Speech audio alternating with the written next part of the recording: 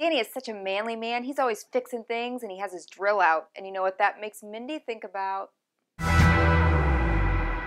As manly as Danny is, there's still some hindrance to that, and so Mindy turns to Peter to help fulfill other needs in her life, like going to brunch. She ends up at Peter's apartment where she meets Pube, Pube-Free, and Bush, who is actually a Kennedy. The three guys are as gross as their nicknames suggest, and they even do a magic trick by removing Mindy's undergarments with a broom. They're like the David Copperfields of frat boys. Of course, Mindy wants to fix this, and she wants Peter to realize that what he's doing is just really completely unacceptable. Peter, no offense, but your roommates are garbage from hell. Of course, Mindy can't handle Peter staying in that icky place one more night, so she invites him to stay the night with her and Danny. There is, of course, an unfortunate incident where Danny gets in the shower thinking that he's going to find his, quote, brown butter, and instead finds Peter. Not good. Everything's going along fine until Mindy decides to go along with Danny's thinking and kicks Peter out of their place because, OM squee, Danny wants to combine the apartment so there's room for family. Of course, Mindy later finds out that by family, Danny meant his mother. All this comes to light when Peter is throwing a big fat frat party in Danny's apartment and making a big mess. Meanwhile, things are moving along for Dr. Jeremy and Lauren when she decides to leave her baby with him for a weekend.